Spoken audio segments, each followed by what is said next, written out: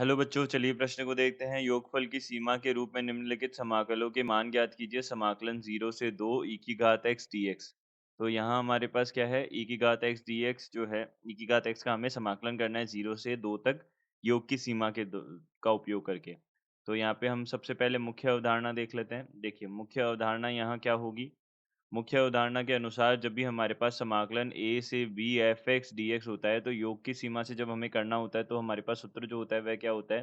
देखिए, लिमिट यहाँ h 0 की तरफ जाता है, h गुणा यहाँ से कितना हो जाता है, F A plus F A plus H plus F A plus 2h plus dash dash dash plus कहाँ तक जाता है, F A plus N minus एक, यहाँ पे h तक जाता है, यह बनता है। और इसी के साथ यहाँ पे जो हमारे पास b माइनस ए होता है वह किसके बराबर होता है, एन एच के बराबर होता है। यह एक होता है हमारे पास में, यह एक सूत्र होता है यहाँ पे, इसका हमको ध्यान रखना होता है।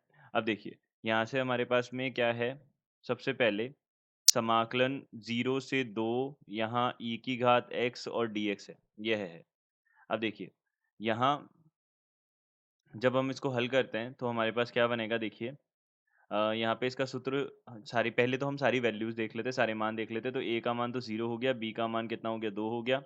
और इसी प्रकार से यहाँ से फलन का मान जो है वह कितना हो जाएगा, e की घात x हो जाएगा।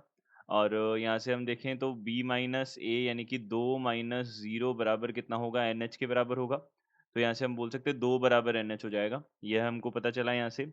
अब देखिए, यहाँ से हम क्या करते हैं, जो समाकलन का जो सूत्र है ये है, इसका उपयोग करते हैं। तो लिमिट h 0 की तरफ जाएगा, h गुणा यहाँ से कितना हो जाएगा, देखिए एफ ए मतलब a का मतलब 0 है, तो यहाँ पे एफ 0 हो जाएगा, यहाँ पे प्लस एफ, यहाँ पे 0 प्लस h हो जाएगा। और प्लस यहाँ से कितना हो जाएगा, एफ 0 प्लस 2h हो जाएगा, प्लस डैश डैश डैश कहाँ तक जाएगा, एफ 0 प्लस एन माइनस एक गुणा h हो जाएगा। यह बन जाएगा।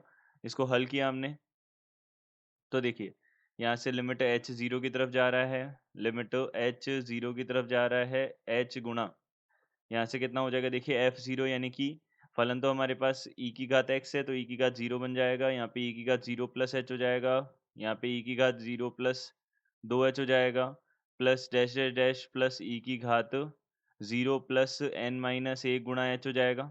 यह बन जाएगा हमारे पास में। अब देखिए, यहाँ हम एक सूत्र का उपयोग करेंगे, जो क्या होता है, गुणोत्तर श्रेणी जब हमारे पास होती है, उसका उसके योग का सूत्र होता है एस एन। ये क्या होता है, ए आर की घात एन माइनस एक, और यहाँ से कितना होता है, बटा में आर माइनस एक होता है। यह हमारे पास सूत्र होता है। तो देखिए, यहाँ से क्या बनेगा, लिमिट h 0 की तरफ जा रहा है, h अब देखिए e की घात h तो एक होता है, e की घात 0 तो हमारे पास क्या होता है, एक होता है। तो यहाँ से हमने क्या किया, यहाँ पे देखिए एक प्लस e की घात h प्लस e की घात 2h plus H dash plus e की घात एन माइनस एक एच है। यहाँ पे ये एन पद होंगे। अब देखिए, यहाँ पे इसका योग किया हमने, तो लिमिट h 0 की तरफ जा रहा है, h गुणा यहाँ कितना बन जाएगा, देखिए a प्रथम पद तो हमारे पास एक है, और उसके साथ में गुणा में कितना हो जाएगा हमारे पास, ई की घात h इसका सार्वनुपात होगा। तो यहाँ पे ई की घात एन एच माइनस एक बटा यहाँ से कितना हो जाएगा, यहाँ पे हमारे पास कितना हो जाएगा, ई की घात h माइनस एक हो जाएगा। यह बन जाएगा। तो देखिए, एन एच का मान हमारे पास 2 है, तो यहाँ से हमने मान रखा, तो लिमिट h 0 की तरफ जा रहा है, h बटा ई की घात h माइनस एक, यहाँ पे गुणा यहाँ पे कितना हो जाएगा, ई की घात 2 माइनस एक हो जाएगा। अब देखिए, यहाँ से ई की घात h जो हमारे पास लिमिट होती है, लिमिट h 0 की तरफ ई की घात h माइनस एक बटा h जो है वह किसके बराबर होता है, एक के बराबर होता है। यह होता है। तो हम इसका मान देखेंगे, तो यहाँ पे कितना आ जाएगा, ई की घात 2 माइनस एक आ जाएगा। यह हमारे पास बनेगा। तो यही इस प्रश्न का उत्तर होगा। तो दिए गए प्रश्न का उत्तर यह है। आशा करते हैं आपको समझ आया होगा। धन्यवाद।